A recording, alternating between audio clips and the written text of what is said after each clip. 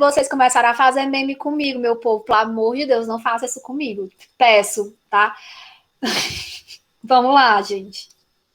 Professora, não pede isso. Pedir isso é a mesma coisa que pedir para fazer. Aí o que é que eu faço? Não pe... Vale, eu faço o quê, então? Espera que eu te mando no WhatsApp. A senhora pode usar também. Não, não, não, não, não, não, não, não, não. Nem façam isso, gente. Pelo amor de Deus, eu sou uma pessoa séria. Não façam isso. Gente, vamos lá, né? Porque já são 9h30, a gente tem até 10h10. Vocês estão percebendo que eu uso cada tempinho, um minutinho com vocês. É preciosidade para mim, certo? Vamos lá. Então, eu falei muito que o hospedeiro é o principal culpado, né? A resposta inflamatória de defesa é a principal culpada da destruição maior que acontece na periodontite. E aí a gente vai falar por quê. Por que que essa resposta... Gente, essa resposta, ela precisa acontecer. Se ela não acontecer, não vai haver a debelação da infecção. Mas se ela acontece, contrariamente, como ela é inespecífica, em grande parte inespecífica, começa a acontecer eventos destrutivos, né? Que destroem tanto a bactéria quanto os tecidos próprios do hospedeiro. E eu vou falar aqui por quê, certo? Então, primeiramente, a gente tem que entender como que acontece todo o processo, tá? A gente tem aqui, gente, ó, o vaso sanguíneo. E aqui fora, branquinho, o tecido conjuntivo, tá? Eu falei para vocês na aula de anatomia do periodonto que existem algumas células imunes, inflamatórias, que são chamadas de células inflamatórias residentes. Residentes é o quê? Residir, morar. Por que elas são chamadas assim? Células inflamatórias residentes, como o macrófago e o mastócito, são células leucocitárias, ou seja, imunológicas, inflamatórias, que estão presentes no tecido conjuntivo, mesmo que não tenha inflamação ou infecção. Elas estão lá como, por exemplo, guardinhas, né? Por exemplo, se você vai ao shopping, hoje não está podendo tanto ir, mas quando você vai ao shopping, lá sempre tem o quê? Os guardinhas, a polícia, né? Existe sempre a segurança do local, ou seja, são membros de proteção que estão lá para caso tenha algum problema, caso algum bandido entre, caso alguma coisa aconteça de errado com ali. Então, essa é a função do macrófago e do mastócito, serem células imunológicas para estarem presentes como os guardinhas lá no tecido conjuntivo, caso tenha algum processo infeccioso, certo? E dentro do vaso sanguíneo, as células leucocitárias, elas estão em plena circulação, tá? Que elas ficam prontas para atravessarem a parede desse vaso e irem para o tecido conjuntivo, caso aconteça algum processo infeccioso. Essa migração de dentro do vaso para fora do vaso só vai acontecer caso haja algum tipo de estímulo, como a presença do biofilme, tá? Então, fora do vaso, normalmente nós temos o macrófago e o mastócito como células inflamatórias residentes, e dentro do vaso nós temos, do vaso sanguíneo, nós temos os leucócitos circulando normalmente, prontos para atravessarem a barreira do vaso sanguíneo, caso tenha alguma invasão bacteriana, certo? Eu vou tentar apresentar esse slide aqui. Vocês me digam se dá certo, porque ele tem tipo umas animações.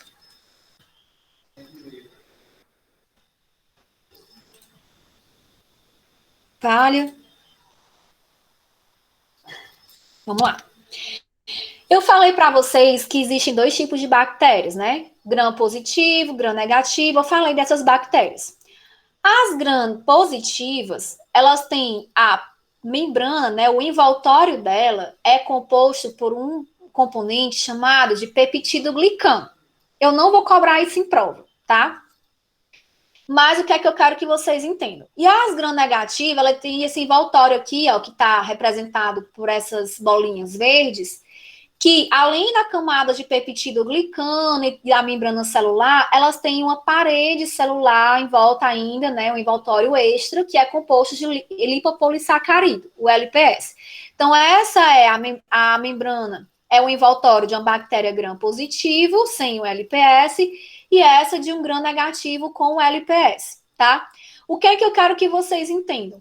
Tanto o peptidoglicano quanto o LPS, tá? Ou seja, ambos os envoltórios, eles vão ser reconhecidos pelo nosso organismo como alguma coisa errada, porque nós não temos essa estrutura molecular no nosso organismo. Então, nosso organismo, quando ele entra em contato com o peptidoglicano ou o LPS bacteriano, ele começa a perceber que ali tem alguma coisa errada, algum agente invasor, porque nós não temos normalmente essas estruturas no nosso organismo, certo? Daí, aqui eu tenho o macrófago ou o mastócito que está presente lá no tecido conjuntivo. Quando eles percebem que acontece alguma invasão bacteriana, ou seja, quando eles entram em contato ou com o peptidoglicano ou com o LPS das bactérias, eles se ativam, eles ativam seus receptores por conta da presença dessas bactérias aqui, ó, representadas em verde, e eles começam, uma vez ativados, a produzir e a liberar os famosos mediadores inflamatórios. Não dá. Quem são esses mediadores inflamatórios? Citocinas inflamatórias, como interleucina 1, interleucina 6, o TNF-alfa, que é o fator de necrose tumoral alfa, as prostaglandinas, histamina, bradicininas, ou seja, mediadores inflamatórios. Qual é a função desses mediadores inflamatórios? Voltando lá aquela nosso slide, tá? Que eu não vou voltar porque eu acho que não vai voltar aqui, mas voltando àquele nosso slide, vocês viram que dentro do vaso existem células leucocitárias que estão prontas para atravessarem a parede do vaso e irem para o tecido conjuntivo, caso aconteça alguma invasão bacteriana.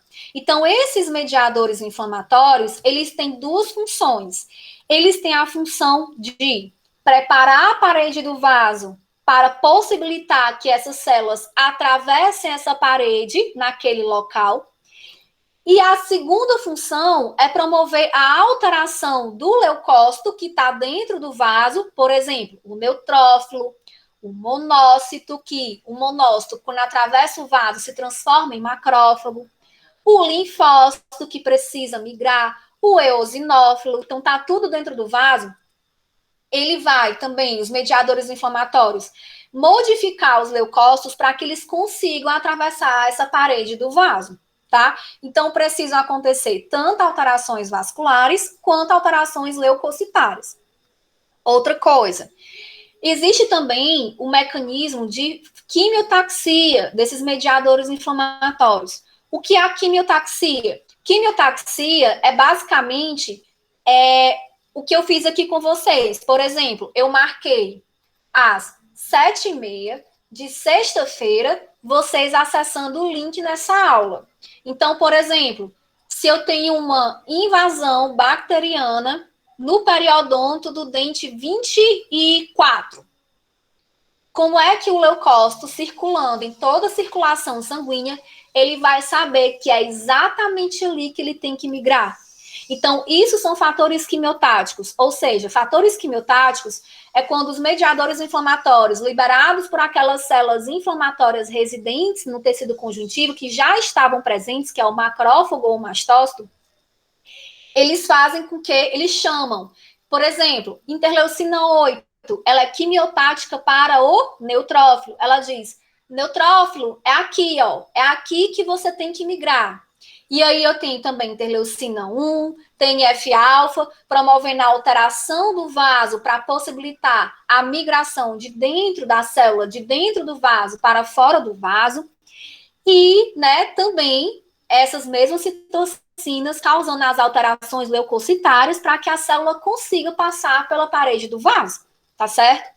Então, a gente começa a perceber, né, que a defesa, por grande parte ser inespecífica, ela começa a causar prejuízos aos tecidos do hospedeiro. Vou dar um exemplo aqui para vocês, ó.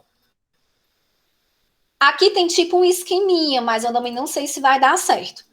Vamos lá, por exemplo, quais são essas alterações vasculares? Precisa acontecer alteração vascular para que haja a migração? Precisa. Primeiramente, essa alteração é de fluxo e calibre. Que alteração é essa? Vasodilatação. Se ocorre uma vasodilatação, para que ela acontece? Para que haja o aporte de sangue, uma chegada de aporte sanguíneo com mais células leucocitárias internas, né, dentro desse vaso sanguíneo, no local da inflamação, no local da invasão. Então, começa a ter vasodilatação. Nessa vasodilatação, a gente observa o que clinicamente? O vermelhidão do tecido gengival. O vermelhidão do tecido gengival. A gente começa a observar isso, tá?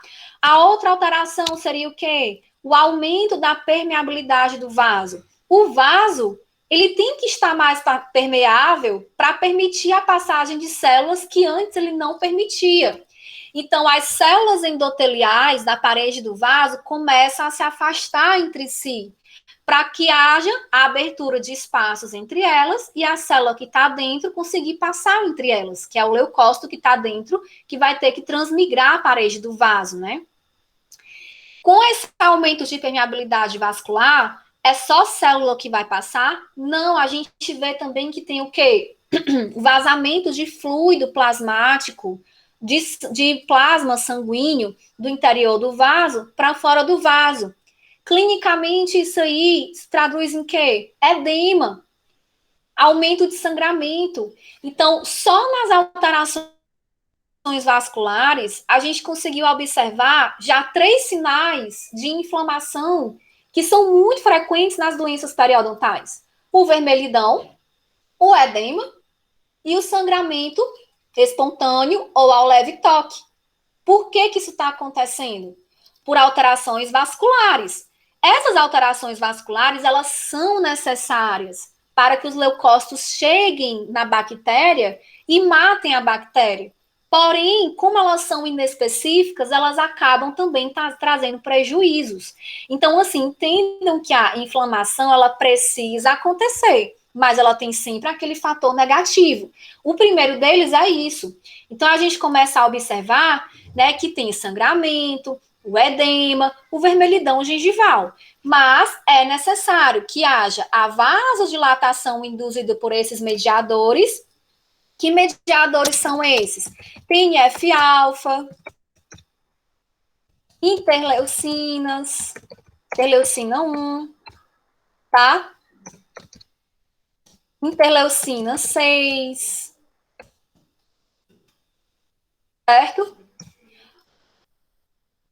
Que aumenta, né, que causa a vasodilatação. O aumento da permeabilidade vascular, histamina, bradicinina, certo? E também o acúmulo de leucócitos no endotélio, que isso aqui é favorecido exatamente pela chegada de mais sangue na região. Então, tudo isso vai causar o quê? Sangramento, edema, vermelhidão no tecido, tá? Os leucócitos são as células de defesa. Eles, então, precisam ser encaminhados ao local da lesão e transmigrar a parede do endotélio. Como que ele sabe que ali é o local da lesão? Pela quimiotaxia, tá? Eu vou dar um exemplo de quimiotaxia para vocês. A interleucina 8 é quimiotática para neutrófilos. Ou seja, ela diz assim, ó, neutrófilo é aqui que você tem que migrar para que haja a defesa, certo? E aí, uma vez que o neutrófilo chega lá no local e encontra interleucina 8, ele vai, então, transmigrar a parede do vaso, tá? Isso é chamado de diapedese, essa migração. Para isso, o leucócito, no caso, o neutrófilo, que do exemplo, ele vai ser ativado e ele vai se aderir ao endotélio, tá? E vai migrar, obedecendo sempre ao estímulo quimiotático. Que nem vocês obedeceram à minha quimiotaxia de combinar com vocês a aula agora nesse exato momento. Foi uma quimiotaxia, certo? E aí, o que que acontece? Ó? Aqui eu tenho a parede do vaso, aqui eu tenho um leucócito. Então, o leucócito, ele vai o quê? Aderir à parede do vaso, rolando, então, porque essa aderência, primeiramente, é uma aderência fraca. Depois, ele se adere fortemente à parede do vaso, após a sua modificação, por conta da presença dos mediadores inflamatórios que eu falei, tá? Migra essa parede do vaso, e para ele migrar, ele tem que liberar uma enzima chamada de colagenase, a mesma colagenase que é liberada pela porfiromonas gingivalis. Professora, precisa liberar essa colagenase? Precisa, porque a colagenase ela vai ajudar ele a abrir mais espaço para ele adentrar no tecido vivo, tá? Isso de dentro do vaso para fora do vaso, né? Só que o que acontece? Precisa. Mas a colagenase, ela vai digerir o quê? Colágeno. E a gente tem colágeno aonde? No ligamento periodontal, no tecido conjuntivo da gengiva. Então, isso começa a ter também uma destruição dos tecidos próprios do hospedeiro. Segundo exemplo de que a resposta inflamatória, ela também é autodestrutiva, certo? Na própria diapedese, o leucócito libera colagenase.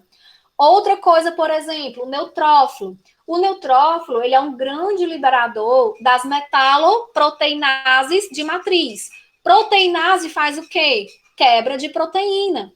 Então, a gente tem várias proteínas compondo o tecido conjuntivo gengival, o tecido do ligamento periodontal, e essas metaloproteinases liberadas por essas células, que são liberadas no intuito de matar as bactérias, e infelizmente acabam também matando, né, destruindo os tecidos próprios do hospedeiro, certo? Então, que é um segundo exemplo de que a resposta inflamatória, né, de defesa, ela acaba não sendo só de defesa, tá?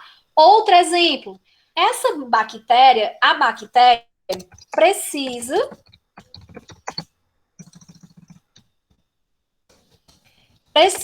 entrar em contato com o leucócito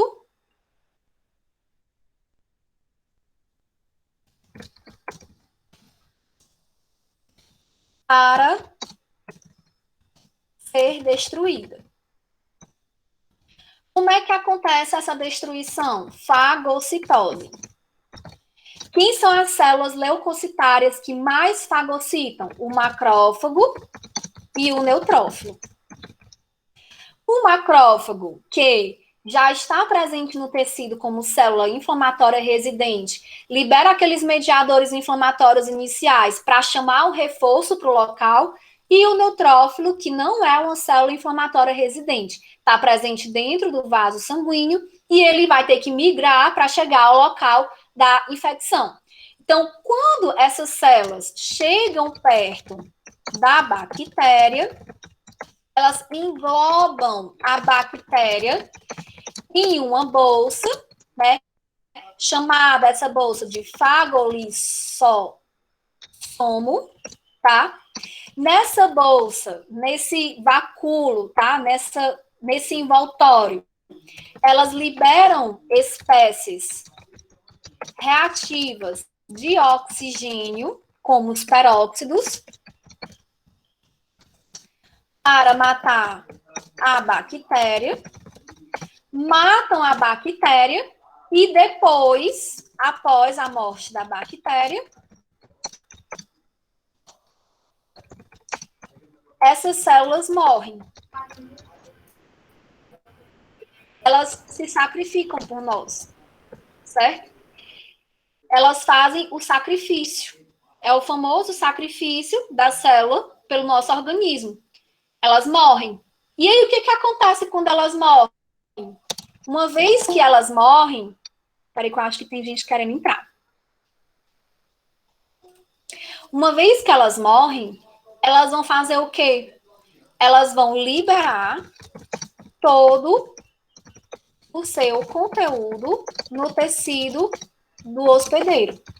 Eita! E qual é o conteúdo? Espécies reativas de oxigênios. Espécies reativas de oxigênio, ela é tóxica só para a bactéria? Não. Ela também é tóxica para os tecidos do hospedeiro. Elas também corroem, né, digamos assim, popularmente falando, o tecido do hospedeiro. Então, é outra forma de que o leucócito, ele precisa matar a bactéria, ele fagocita a bactéria. Precisa causar a morte da bactéria. Mas se ele faz isso, ele também acaba sendo danoso aos tecidos do hospedeiro. Então, é exatamente o que essa foto aqui mostra.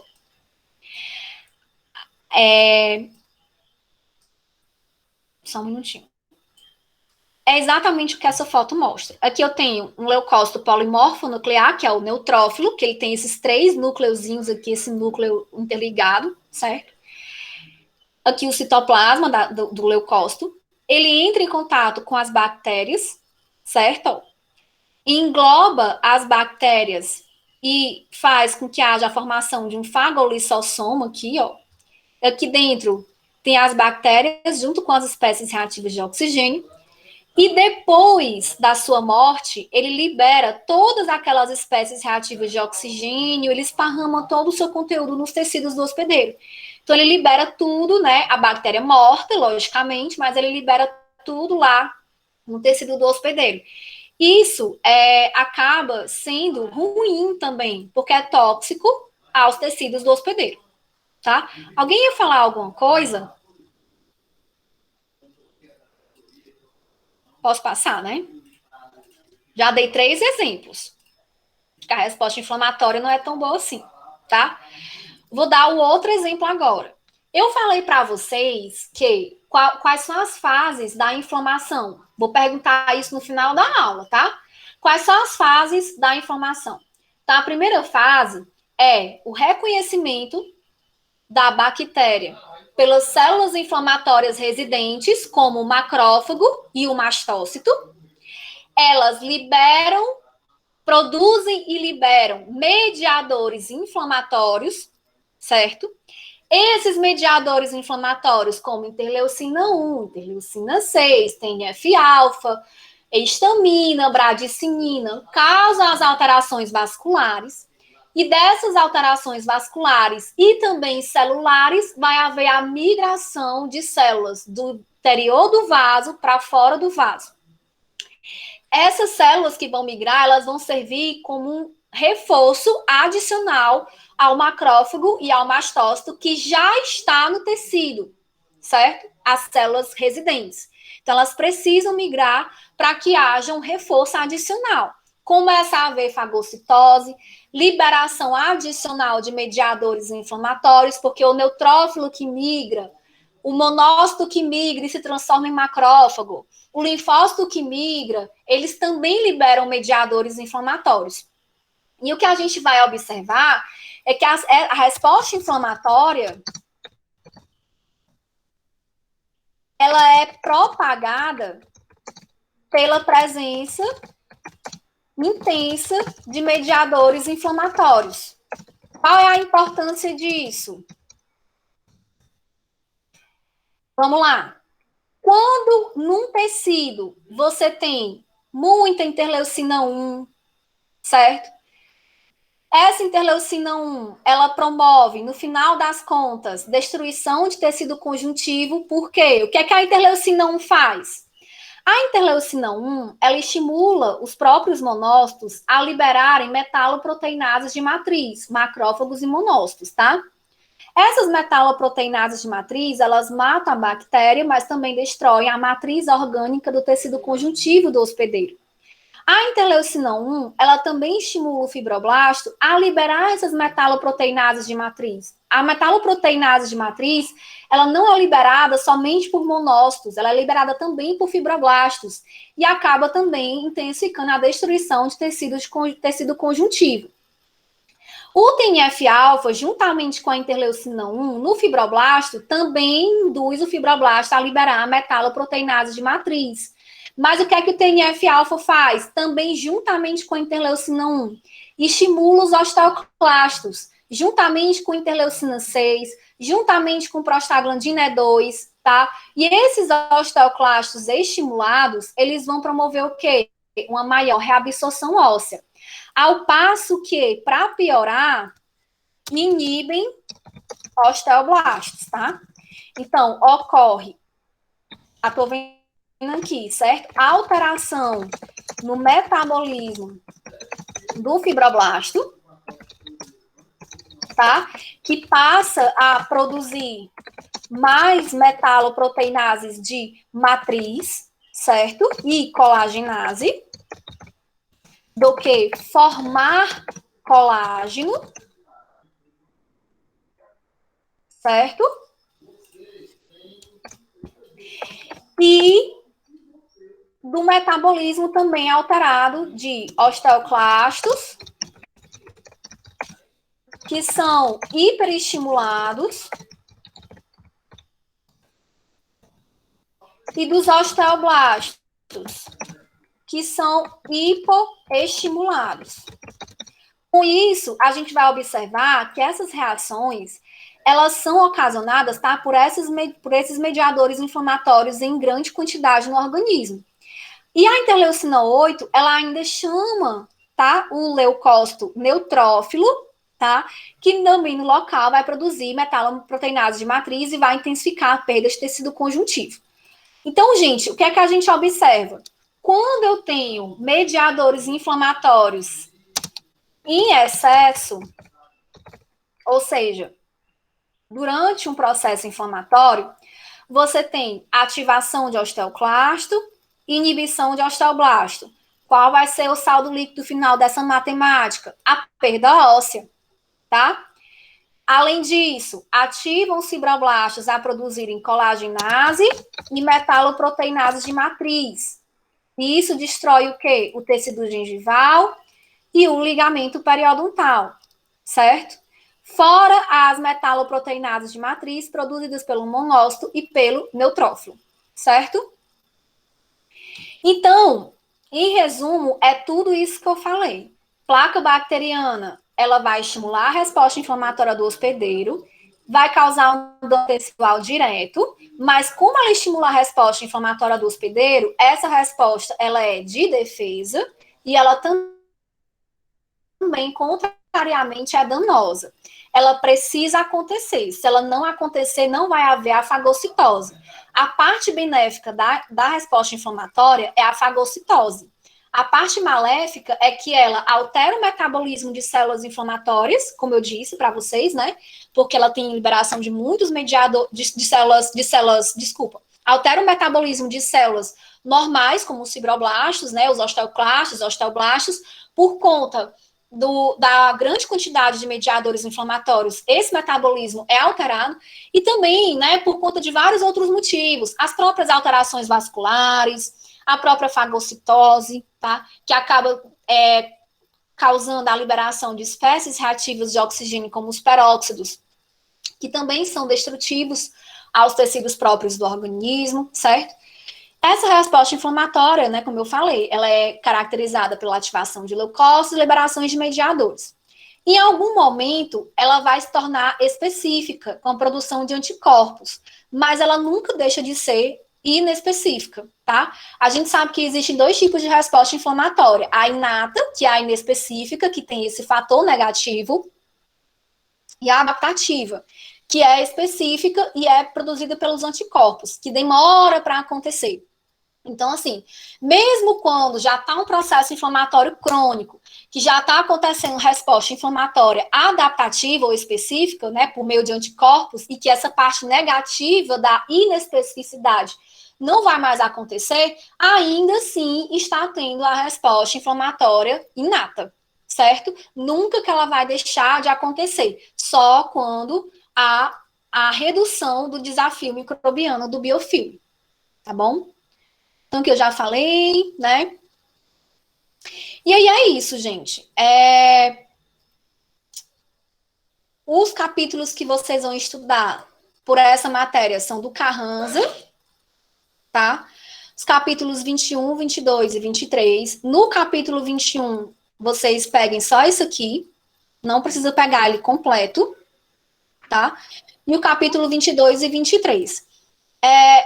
Tem coisas lá que eu acho muito densas para vocês. Aí, o que é que vocês podem fazer? Filtrar de acordo com o que eu dei em sala de aula, tá? Eu vou fazer aqui algumas perguntinhas. Vou tirar aqui os slides. Vamos ver quem vai ganhar ponto hoje. Eita, liguem o microfone, viu? Tu não pode falar no chat, não. Tem que falar eu, professora. Bom, eu quero uma pessoa para me responder como é a formação, as fases de formação do biofilme. Tem alguém que possa me explicar? Valendo meio ponto na prova.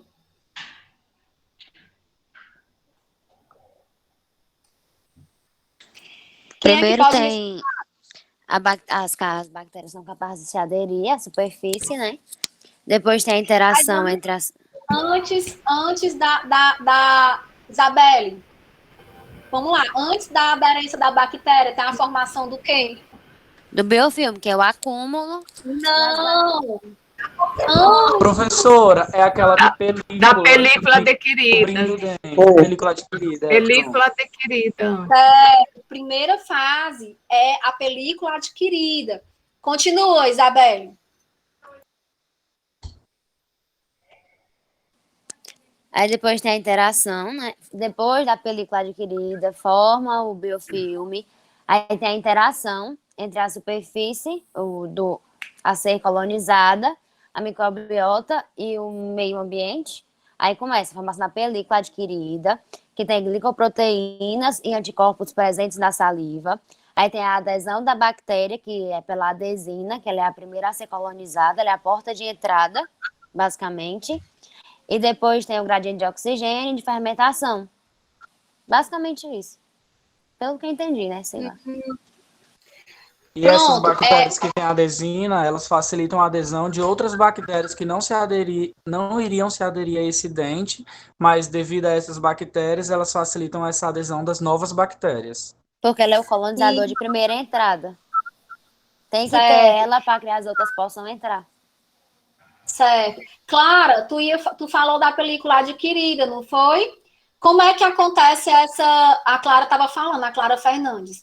Como é que acontece como é que eu vou dizer, evolução do biofilme com relação às espécies bacterianas? Tu tem como me dizer? Assim, como é que acontece a mudança da espécie bacteriana de uma para outra, da capacidade dela ser aeróbia para anaeróbia? Tu tem como me explicar mais ou menos isso? Clara Fernandes. Professora, em relação ao gradiente de oxigênio, como a senhora disse, é uma sala, aí começa a lotar, vai faltar oxigênio, elas vão ficar sufocadas. Seria isso? Isso, aí as bactérias vão passando de quê para quê? Elas vão ficando no ambiente, elas vão sair de uma... Não sei explicar, não. Elas vão ficando anaeróbicas, porque tem as anaeróbicas, Elas passam pela que elas saem de fase aeróbicas para ficar anaeróbicas. Porque elas vão se adaptar, né, como a senhora disse, elas vão se adaptarem a outro meio, tipo, vão ficar mutante. Acontece a anaerobiose.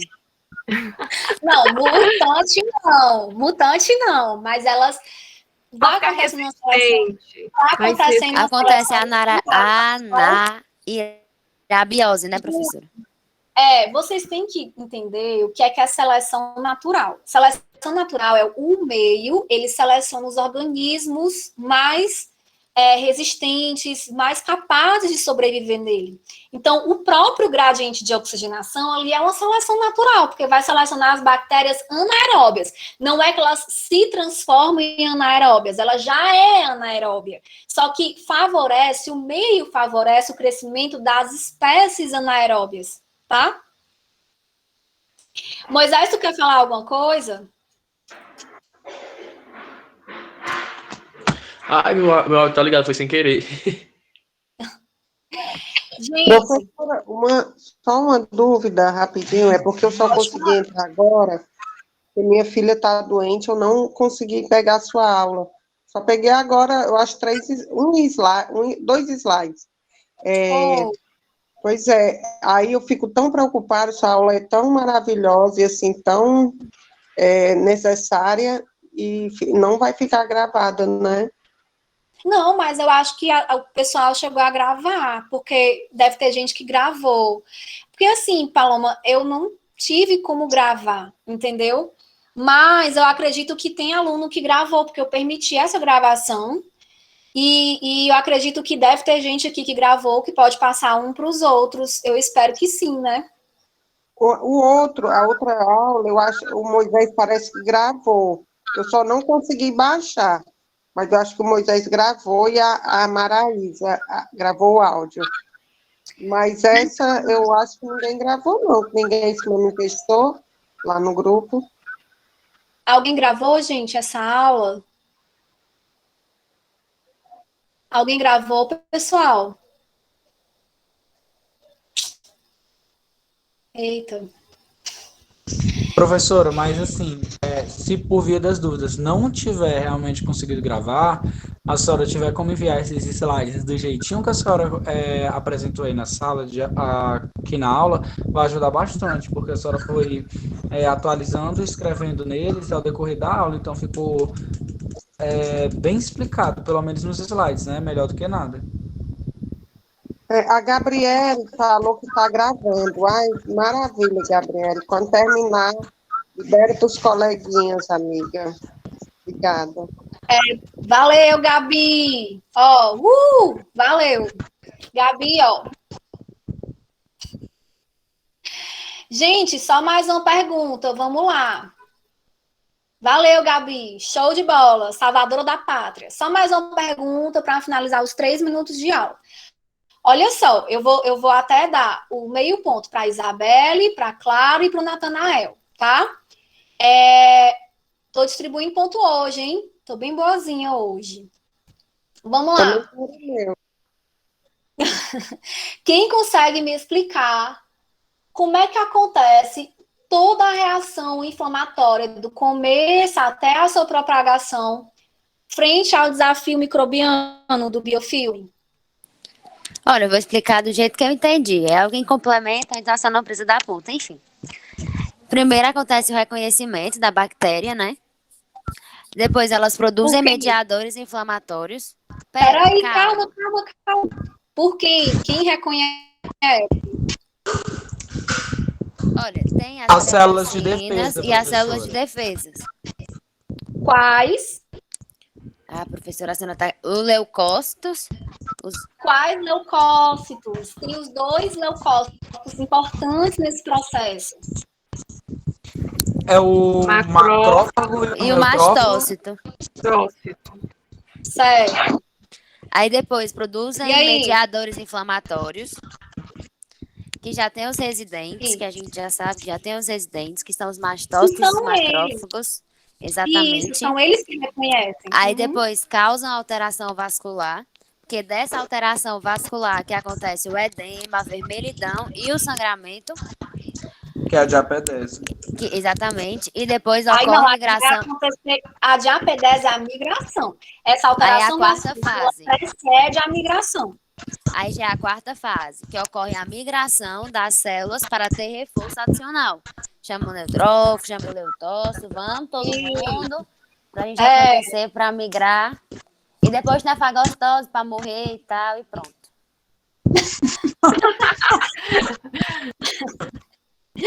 Não, tá certo. Alguém quer responder alguma coisa para poder ganhar uns pontinhos, falar alguma coisa pertinente? Como é que é chamado, certo? O estímulo de chegada, assim, de dizer aqui. Como é que é o nome disso? Começa com o quê? Mas eu não lembro o resto. TNE. Qual é o Professor, eu queria nome? fazer uma pergunta, nem responder não. Mas tudo começa com a quimiotaxia, né? Mas quem é É que esse bicho aí mesmo. começa a produzir os Quimiotaxia. elementos químicos? É o linfósforo CD4? É isso? Ei, dá o Quem, ponto do quem é que Rafael, começa a professor. quimiotaxia? Peraí, que eu não tô escutando nada. Como é que é? Quem é que começa a quimiotaxia? É o linfósforo As CD4? células. Ó, a quimiotaxia, ela é um mecanismo que faz com que a célula chegue, saiba que é ali que ela tem que migrar, certo?